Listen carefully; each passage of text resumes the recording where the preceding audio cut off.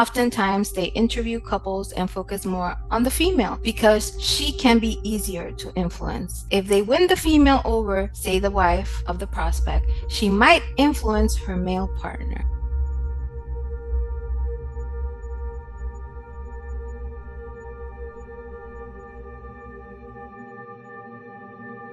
I am honored to welcome back our following guest. For those who may not remember, she is a licensed professional counselor. During her last visit, she explained the importance of grieving after leaving a multi-level marketing company. This process is crucial to prevent individuals from simply jumping from one MLM to another. I'll leave that video at the end in case you want to check it out. Let's give a warm welcome back to Megan Williams. I love doing this with you. I love your perspective. I love the way that you go after stuff. You're well-researched, in-depth, just look at things. I just love it. So I'm always glad when you're like, hey, do you want to do something? I'm like, yes. Thank you. I appreciate that. So I'm not sure if you guys remember that in our last interview with Megan, we talked briefly about the tactics that Amway uses to recruit people. And that is why I thought of Megan as soon as I saw the post that we will be reacting to today. But before we get into the topic of the video, and for those who are not familiar with Amway, they are a multi-level marketing company that sells all types of products. According to the FTC, MLMs are businesses that involve selling products to family and friends and recruiting other people to do the same. I believe Amway is the reason why we're here struggling with MLMs these days. They are the oldest MLM and, in my opinion, a cult. Everything in this video is going to be our opinions. So Megan, can you please tell us what you know so far about how Amway recruits people? I know for a long time, Amway really preferred couples, and they would typically approach the man. Amway still has a very misogynistic underlining and foundation for the way that they do things. They like to approach people in person. They are not big on utilizing online. Amway really loves the secrecy, and they use terms like sponsors, mentors, that kind of thing. And they don't even tell you that it's Amway until they've met with you a couple of times. And they usually meet you to recruit, and then they set up a meeting with their upline, who they call their mentor. So they usually bring the mentor in, and then you guys have the conversations. They like to bring in your spouse or your partner at that point in time because they want to have it so that they can get that person in as well. Now, the reason behind this is because, like all good cults, they want you fully in, and they want you both fully relying on the process. So if you're both bought in, the likelihood of your partner then trying to pull you back out is minimal. And the sunk cost fallacy happens for both people. So if you can get both people in, then you're going to stay and you're not going to question things. And that's usually why they do it too. So like the man will partner with the man, and the woman will partner with the woman, and kind of do that kind of couples thing that people like to do with affinity fraud. What's really interesting, and I was kind of thinking about this yesterday when I knew we were going to talk about Amway. I had a client at one point in time who was approached by Amway and Target. And I'm like, why on earth would somebody in Amway approach this young woman? And then I had this like moment, right? And I'm sure I'm not the first one to have this moment, but my brain works slow some days. And I'm like, think about it. Most people, when they go to a store like Target, they're not on a mission, right? They're not there to get one thing, get in and out. They're there and they're wandering, and they're looking at a lot of different things, right? And they're in a lot of different aisles. And it gives somebody the opportunity to watch them and watch their behavior and watch the different types of products that they're going to look at. So if they spend a lot of time in the beauty section, or they spend a lot of time in the home goods section, or what have you, right? They're going to be able to use where they see you go to kind of strike up that conversation. But most people who wander aimlessly in a store don't have a whole lot of direction, or probably have some kind of vulnerability that's going to be easy for them to pinpoint and exploit. And that's what they're looking for. That's why they highly encourage in-person recruitment, because it's a lot easier to find the pain point or the vulnerability when you're with somebody one-to-one. The other thing too is that it's really hard to be mean to somebody when they're in your face. It's a lot easier to be mean behind a keyboard. It's a lot easier to leave somebody on red than it is to tell somebody, get away from me. And like you mentioned in the interview that we had previously, you're not going to get your phone out and start Googling, what is this? Right. In front of them. So that also helps them. It's very general. It's, hey, I'm an entrepreneur, or, oh, hey, I have this really great business opportunity. Have you ever thought of being your own boss? Like, have you ever thought about starting your own business? Like, what's your end game? What's your 5-year plan? That kind of thing. And, if somebody says, I just want to travel a lot, we'll be like, oh, well, this is perfect because you can work from anywhere, or whatever. Like, you don't have to be beholden to somebody else's schedule or a PTO approval or things like like that. I hate my job. I hate my boss. If people have seen, or if they haven't seen, highly recommend on Becoming a God in Central Florida. It was this limited series. It was on, I think, Showtime several years ago. Kirsten Dunst starred in it, and one of the Skarsgårds was in it for the first couple episodes. It's essentially Amway, and it shows how like the celebrations when people quit their jobs, they call it retiring, but you're not really retiring. You're just quitting, because if you retire, you get your pension, you get your 401k payout, like that kind of thing. You're just quitting. They have these big celebrations when that happens because, let's face it, cults like it when you're all in. They want you all in, so they're going to celebrate you being all in and being fully reliant on them. It's a great show that shows the systematic piece of it, and I won't spoil it for people that haven't seen it, but it's a lot of dark humor. It explains Amway 100%. But at the very end, one of the guys is like approached by somebody in Amway. He's like, "Have you ever heard of Amway?" And I'm like, "But this whole show has just been about Amway."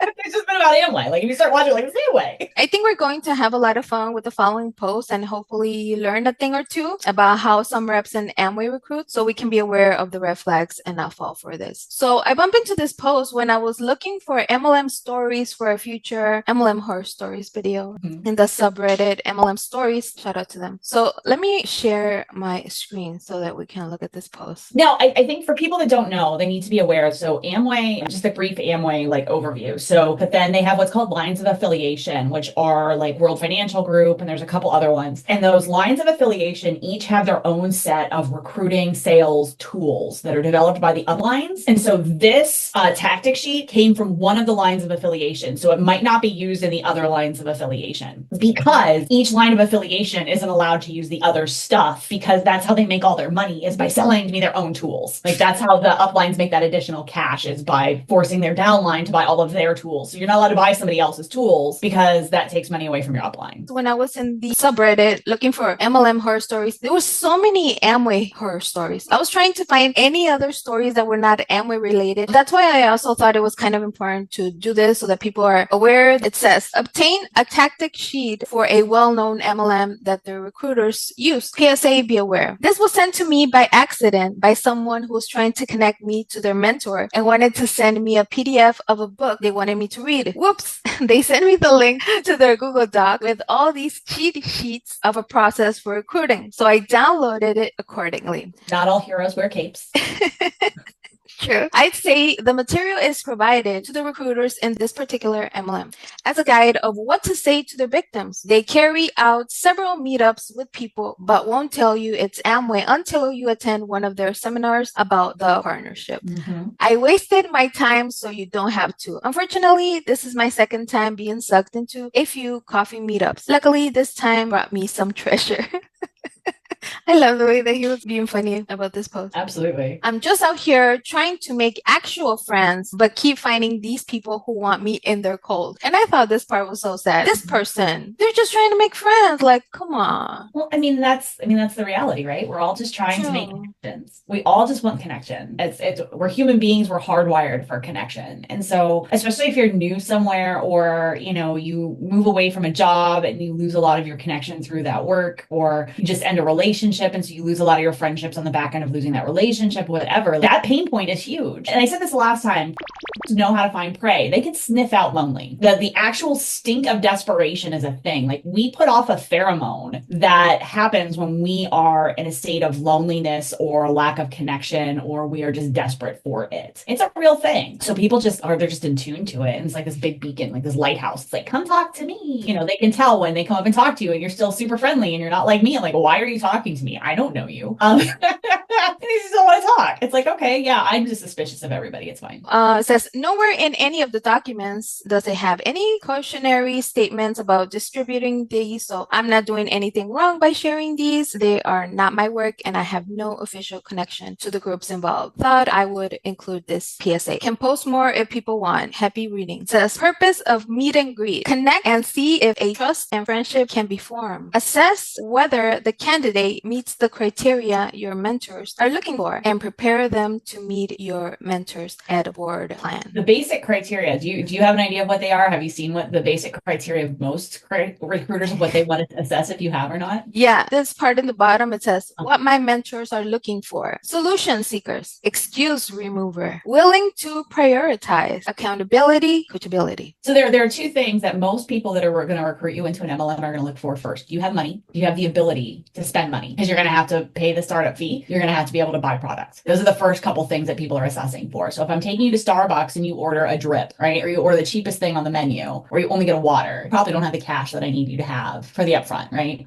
The second is I want to know if you have a big market. I want to know if you're going to be able to recruit for me. Those are the two big things that most people are going to try to suss out before I even get into the rest of this. Because if you don't have money, I don't have a use for you. A lot of people that get sucked into these things, it's because they have a financial hardship. But a lot of people have a line of credit, right? So do I have a line of credit? Do I have the ability to borrow money from somebody else? But at the end of the day, if you are dirt poor, they're not going to recruit you. They're just not, because you're not going to bring them the money that they need for your personal volume. You're just not. That's the other thing they're looking at too when they stop you in a store. They want to see what you got in your cart. How much are you buying? How much frivolous consuming are you doing? Number one. How much store brand versus name brand are you buying? How impulsive are you? It's all a sales tactic, and they are marking all of these things from jump. Fundamentals to share. Goal today is to see if a trust and friendship can be formed and whether there is value in us meeting again. We interview for character and integrity over credentials. We bring people on as equal business partners,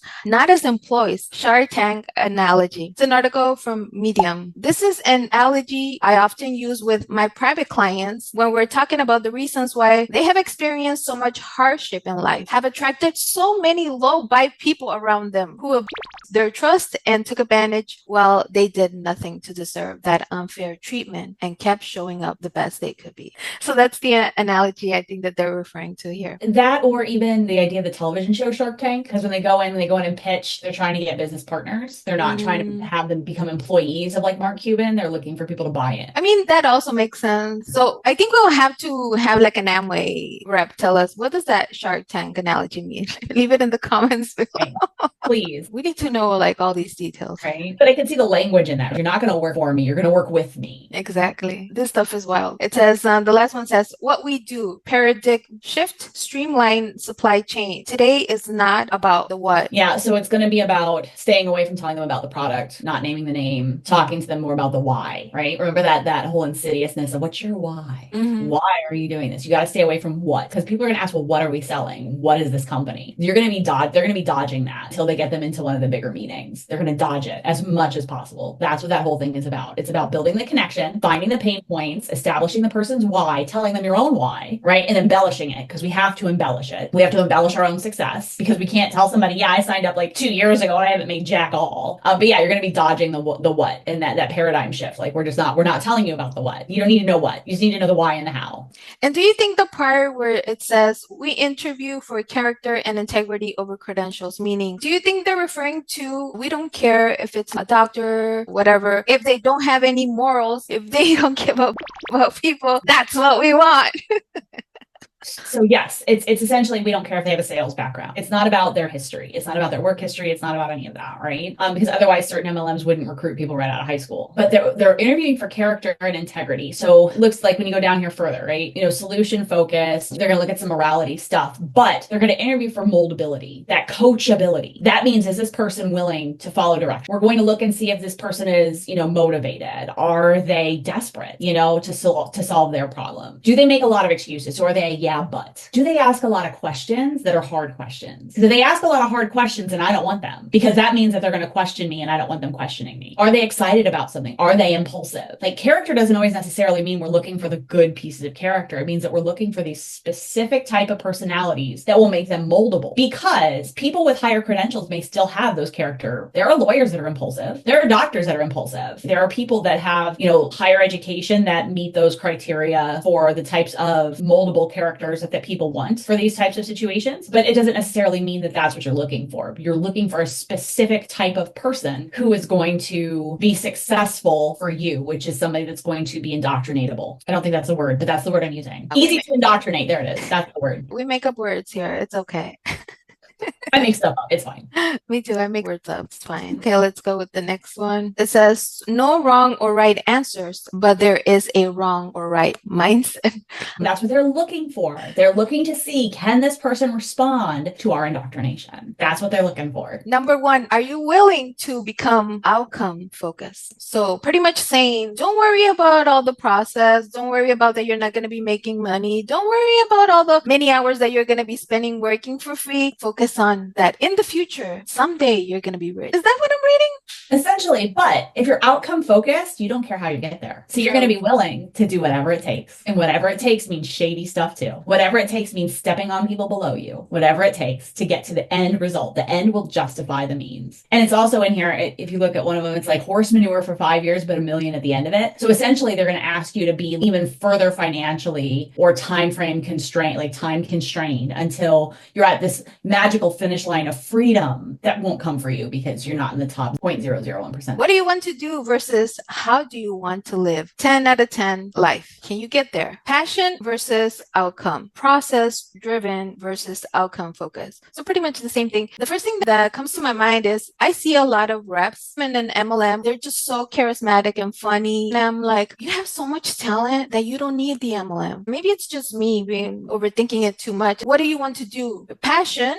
or something that you're good at versus being rich. That's sad. Well, and you have to think about it too, is that MLMs are a fundamental American concept. Yes, there are multi-level marketing companies in other countries at this point, but MLMs are born out of an American concept, right? The very first MLM is born out of this get rich quick snake oil salesman culture from over 100 years ago. That's where this came from, the anatomy of a scam. And the American people are obsessed with getting rich without having to work for it. And like the ultimate sign of a successful life is how much money you have in the bank, how many houses you own, how big your house is, how many cars you have, how, all of that. And at the end of the day, it's not about necessarily, do I enjoy what I'm doing? Because I see so many MLM reps that are higher up that just look miserable. They look dead behind their eyes. And yeah, they may have a lot of money. That sounds great. But like, I don't understand how, for me, and this is just me, this is my personal bias. I love what I do. I'm not going to get super wealthy doing it because behavioral health is the redheaded stepchild of the medical field. But at the end of the day, when I go to bed, I feel like I've contributed to the greater good, right? I feel like maybe I've made a ripple effect somewhere and impacted somebody's life positively, whether it might not be directly with a client, but maybe their family or somebody I've worked with. I feel like I've done something to improve the world that I live in, not just worried about stacking gold in my own pocket. That's what MLM is about. It's not about building. They build up this illusion of it's about community and it's about connection. And it's not. It's about lining your own pocket. Are you willing to go to any length to screw other people over so that you can own a yacht or pretend like you do? Because a lot of them do that too. True. Oh, this is the part that you were saying, the horse part, right? Yeah. For 5 years, but won him at the end of it. Elon Musk, Gandhi, Muhammad Ali, and Oprah analogy. I have no clue. If I'm looking at this grouping of people, right? So you've got Elon Musk, who doesn't care about other people, right? He's proved that. He cares about putting more money in his pocket as much as possible. He cares about power and wealth. That's all he cares about for himself. Gandhi didn't care about wealth. He cared about community. He cared about other people. He cared about creating a better world to the point where he self-sacrificed a lot to try to create that change, right? Be the change you want to see kind of thing. Muhammad Ali, huge athlete, willing to train to, like, at this point, his own detriment. Like, he got hit in the head so many times, he gave himself a neurological disease, and then Oprah, who built this huge empire. But I mean, I don't know how true the stories are, but there are lots of stories coming out about how problematic she is that people were unaware of. Are you open to mentorship? Yeah, so can you follow directions? Will you listen to me? Are you willing to, are you a rebel? Are you a rebel? Are you going to follow the script exactly as I tell you to? Are you going to replicate the formula that you're supposed to? It says primary influencer check. Mom's advice or business owner with 7 stores. What the hell? So are you telling me that if your mom tells you that this is a pyramid scheme, you're like, no. I'm not going to follow my mom's advice. I'm going to follow this mentor who is very successful. And who are you going to listen to? That's so bad. Right. They're going to tell you that your mom is toxic, and that's super fun. You're like, oh no, that person's just toxic. They just don't want to see you succeed. They're just jealous. They don't want to see you succeed. Some people's parents and some people's family are toxic. Like, I know that. Legitimately, when somebody starts asking you questions about what you're doing, you're like, have you looked at this stuff? Like, do you understand what you're getting into? They're not trying to be toxic towards you. They're trying to help you make an informed decision. Exactly. It says patience department, scale of 1 to 10, free think or easily influenced. And they want the easily influenced. They don't want you thinking for yourself because you would think that they want you thinking for yourself, but that's a big fat no. They don't want you thinking for yourself. They want you thinking the way they want you thinking. They want you talking the way they talk. They want you thinking the way they think. They want you not thinking for yourself. And if you start, again, this is where if you start asking questions that are difficult or, skeptical in any way, shape, or form, nope, you're not it. You're not it. And this part, the pipelines versus buckets analogy, I don't know. We need some Amway reps to clear that out. I know that there's a lot of MLMs work from the funnel strategy, right? So I develop a funnel here and I create some kind of curiosity over here, and then it will funnel you down here. And then if you are a product-based person, I'm going to funnel you into my product-based place where you're just going to be a customer, or I'm going to funnel you into my potential recruiting downline. So I don't know if it's along those lines, if it's kind of that funnel thing. But again, this may also be this line of affiliations tools training, because that's the other piece, right? We need to know what line of affiliation this is from, because it'll all be in their tools training. And if we had a copy of those books, then we would know, because it's going to be in that. Yeah. It says, once successful, are you happy to go back and mentor others? Of course. Are you willing to replicate? Are you willing to repeat? Are you willing to scam other people? And then the number 3, have you had any experience in any online e-commerce type business? I hate that they use the word e-commerce because that's a legitimate type of business, but they just mix it here to give themselves more legitimacy. E-commerce type business, have you been involved or had exposure to any online business like network marketing models, such as Amway? The audacity to say such as Amway when they're Amway. Have you heard of Amway? Avon, Isogenics, Herbalife, etc. Can you unlearn it? McDonald's analogy as to why. Yeah, there's so many analogies here that we need to. It's got to be the tools from that line of affiliations. And it's all stuff that's probably written out specifically in another one of these Google Docs. So you need to get under that subreddit and ask for the Google Doc that spells out all those analogies, because it's definitely one that they have written down, because they're not going to want you to deviate from the formula. But yeah, they want to know, have you had bad training? Have you left the bad taste in your mouth? Do you know how the sausage is made? And that's why you're no longer a part of those companies. If you were unsuccessful, why were you unsuccessful? Are you willing to unlearn the bad training? And that's why they ask you to do Amway, because it may be a different line of affiliation. I'm willing to unlearn that upline's tools. Number 4, on a scale of 1 to 10, where are you currently in terms of being financially empowered to getting to a 10? If below 7, how willing are you to get to a 10 over the next 5 years? Do you have enough money? Are you going to be able to pour enough money in to make it worth my while? Can you buy the tools? Can you buy the products? I don't know if they still do this, but Amway used to go into your house and they used to write X's on the products that you already had in your home that you needed to get rid of and order from Amway, because Amway sold the same product just under a different name. No. Amway is essentially like an online grocery store, right? They sell everything. Yes. Right. So they would go through and they'd mark it off and tell you, you need to get rid of this, you need to get rid of that, you need to get rid of this, because all of this is sold by Amway and you need to replace with Amway products immediately. No. Buying that stuff anyway, so you might as well just go ahead and do it now. No. Right? It doesn't matter if it's brand new in the box, just get rid of it. No, that's so wrong. Right. Like I said, I don't know if they still do that, but they're real militant in their cult-like control. They are very overt in a lot of ways. Hide it sometimes. It's all right out loud. They say the quiet part out loud a lot. People say they're willing to do whatever it takes, but we will see if we decide to move forward. I feel comfortable starting you in a process. What sort of value would you place on that? Allow them to build a case for themselves. This is so disgusting. It's the turning the tables. You tell me why you want to be a part of what I'm doing, not the other way around. This is disgusting because it's like we're doing you a favor. No, you're not doing me a favor. I'm going to be paying money to your MLM. But they don't tell you that yet. They don't tell you have to pay in to join until they're like, oh, well, there's always cost in business. There's always cost to starting your own business. And then it says, wrap up. Business of the 21st century book. Of course, right? So typical. So you've bought the book that you now have to give to this person and make them read it. It says 3 to 7 days to read book. Don't ask them how long they want to read it. Tell them. If you tell me that I need to read this book in 2 days, I'm going to be like, no, I'll read it when I have a chance.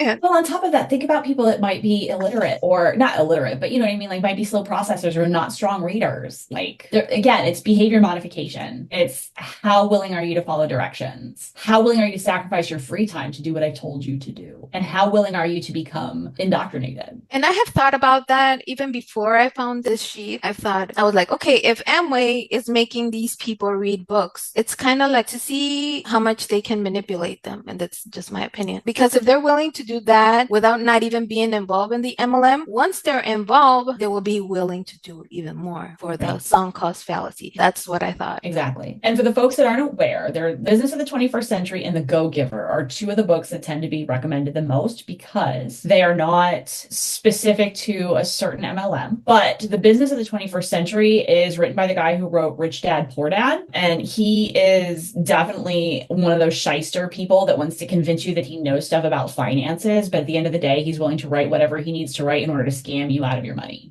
He's very Dave Ramsey, but shadier. But shadier.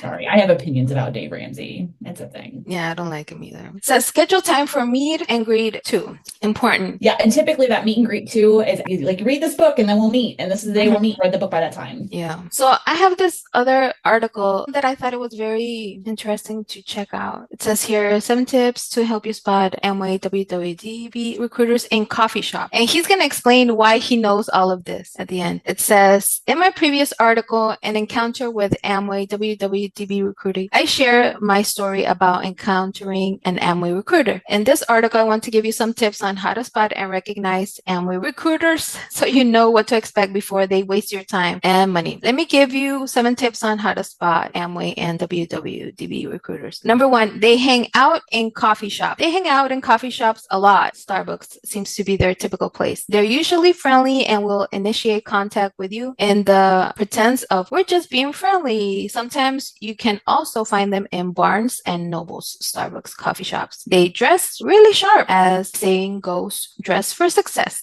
And I have heard that. They dress sharply to give you the impression that they're really successful. If you look around you, they would be the only ones in the coffee shop dressed so sharply and sitting by themselves. Consider how they dress along with the other factors I mentioned below. Because all the successful people I know spend their entire day hanging out in a coffee shop. I'm just saying. Yeah, and with their suits on and everything like that. 100%.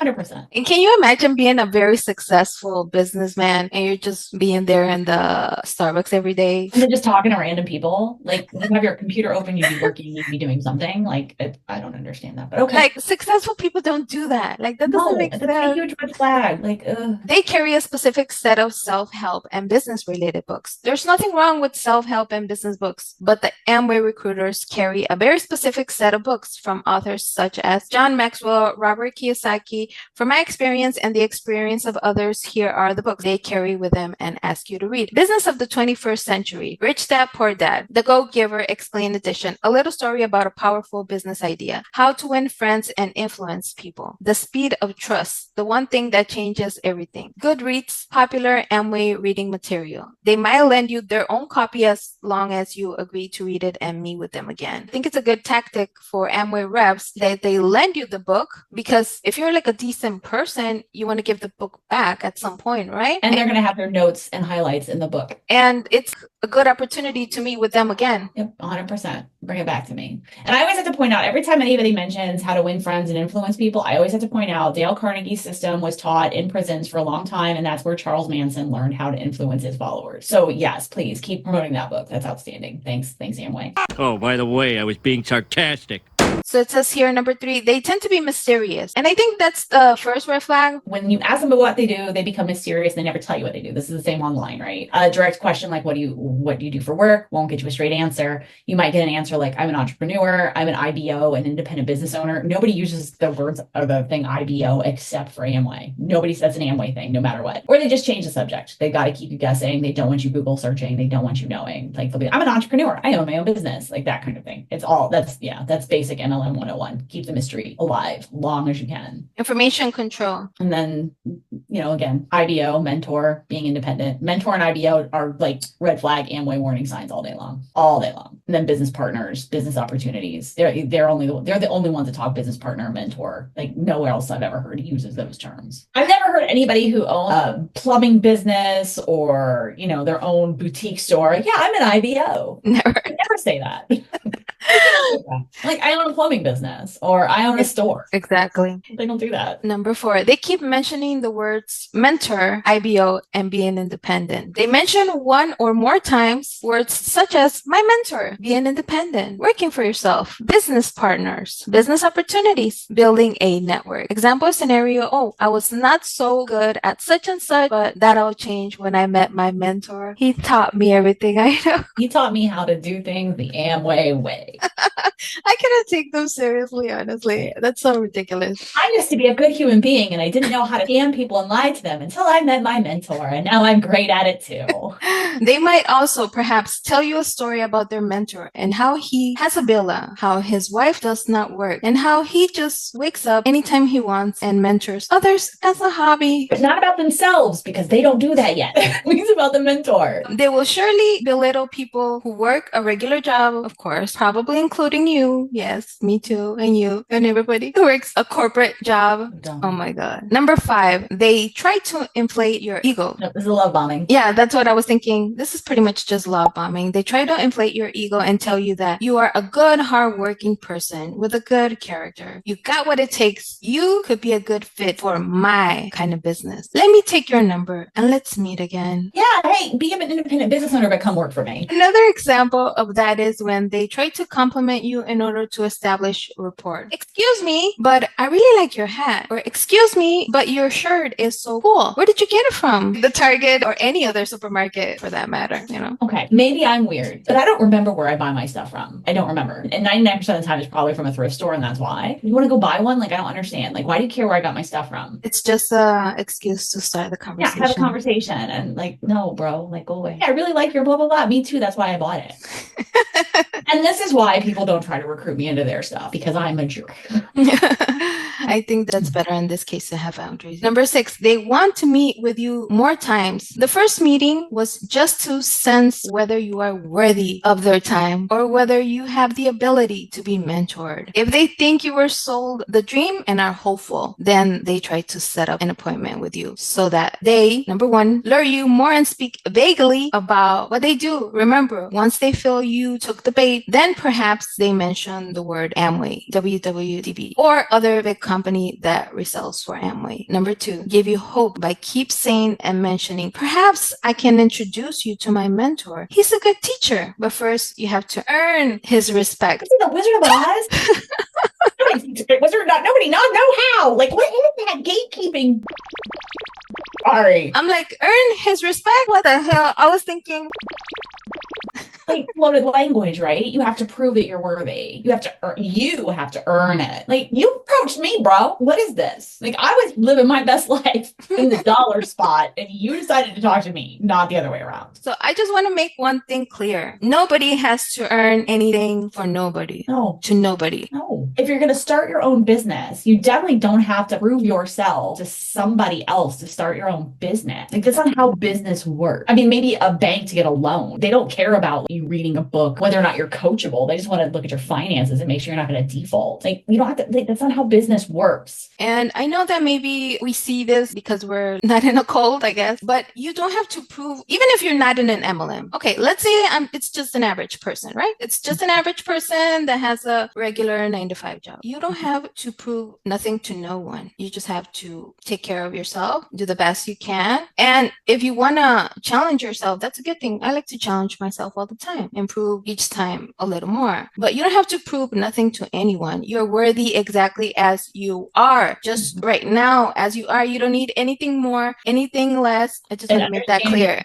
Everybody's capacity is going to be different. Everybody's abilities are different. And we constantly are measuring ourselves or other people using other people's rulers instead of, measuring ourselves by our own measuring stick. Boss trauma is real. Work trauma is real. And in a capitalist society, we are taught to fear being fired at every turn. And that's what some of these companies prey on, right? Like, if you own your own business, then you can't be fired. Well, if you work for an MLM, as we've been shown, you can be terminated at any point in time without without any warning because you're just a contractor. Boss trauma is real. And so people freak out and they're like, oh, well, if I make a mistake, I'm going to get fired. Well, no, I mean, unless it's so egregious that, like somebody dies or something random, right? But most people don't work in an environment where that's the case. It actually costs more money to rehire for your position than it does to correct your mistake. So that doesn't typically happen. They say number 7, they start to look like a deja vu. Weird enough, you will notice that you are running into them often in your favorite coffee shops, but with different unsuspecting prospects. It happened with me many times when I was writing my book in a coffee shop. I will observe from a distance and shake my head in disappointment. The same steps I share in this article were being played against another person. Oftentimes, they interview couples and focus more on the female because she can be easier to influence. If they win the female over, say the wife of the prospect, she might influence her male partner. Part of that is because they like to target families that have stay-at-home women, like stay-at-home mothers, or underemployed mothers, or working mothers who would like to not be working mothers. And they promise all of these things, the freedom to come and go as you please. Or, you have a partner who is working way too much and they want more time with them. So they are easier to influence that way, right? And then again, it's that emotional manipulation. So they'll utilize as much emotional manipulation as possible. And women were emotional creatures and we are more led that way. So yeah, they'll focus that direction as much as possible. And, and they'll play on the idea of, don't you want more for your partner? Don't you want more for your spouse? Don't you want them to be at their full potential? And who's going to say no to that? Don't you want to make more money and travel more and have more free time? Who says no to those things? Well, I mean, some people don't want to travel, but who says no to more money and less work? Most people don't say no to that. And even though this article, it was written back in 2015, I think not a lot has changed. No, not a lot has changed. Definitely not. I mean, it's the same. And the reason why, and I don't think it's changed since the 70s, the 60s, it hasn't changed. There's a reason why they stick to the same formula, and it's just the same recycled formula over and over again, and why MLM pitches from different MLMs always sound the same. Insert different MLM here, right? It's why their tactics of explaining things are the same, right? Why they all have the same, it's not a pyramid scheme explanation. It doesn't change. The scam is inherently the same no matter what the company. They're not going to change what they know has worked for a million years. Why would they do that? The formula works. Why do we change the formula? It's why they're still not really on board with selling on social media, because they understand that it's easier to jump off of my TikTok and jump over to Google, or go from my Facebook and jump over and search Reddit. They know that it's too easy for that. So it's easier to get somebody in person. They do it purposely. It's also why Primerica doesn't typically recruit through social media other than LinkedIn and some of those places to try to create the air of being legitimate in their job openings. Well, and it's interesting too, because by avoiding the social media stuff, because other scams have borrowed the MLM scam model for online, right? So they do the engagement post and then it's message me or I DM'd you, right? They've borrowed the MLM scam model for that. So it's kind of smart that they've avoided that altogether as much as they can. There are some folks that do utilize social media from Amway, but for the most part, they've stayed away from it for a reason. And it has helped them avoid being tied to that scam, because now upfront total scams are using the MLM scam model on social media. So it's well, we didn't do any of that. We don't do that. So we're not a scam, right? The term that they're using now, it's revenue sharing. It's not they'll call themselves profit sharing and get it over with. It's not an MLM, right? Profit sharing. It's a thing. It's not an MLM. It's a revenue sharing company. What the hell? I'm going to leave this article also in the description below for the people that want to check it out, because I thought it was such an interesting article coming from just a random person who was minding his own business, writing his own book.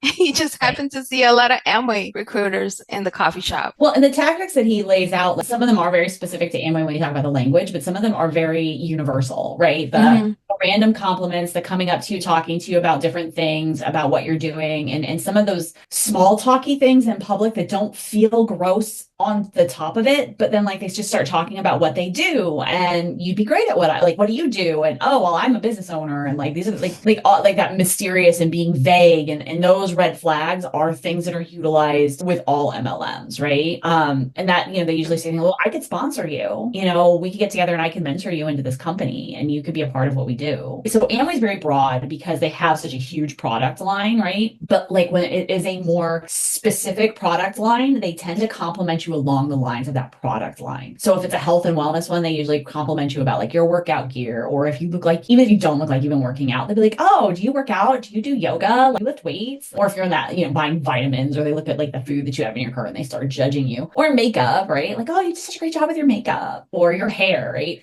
God, I'm such a jaded human being, right? And my hair color is natural, right? My hair is naturally this silver gray. If I'm out in public and a random stranger compliments my hair color, I'm automatically on guard, waiting for it to be a Monet pitch. Of course. I'm just waiting. I'm just waiting. And it's not. And that's what sucks. When you become so used to not being complimented unless it's then accompanied by some random sales pitch, it kills me. But yeah, I just wait. I just wait for a random person to start wanting to talk to me about their hair care line. I'm like, I don't care. Like, no, I'm good. But thanks.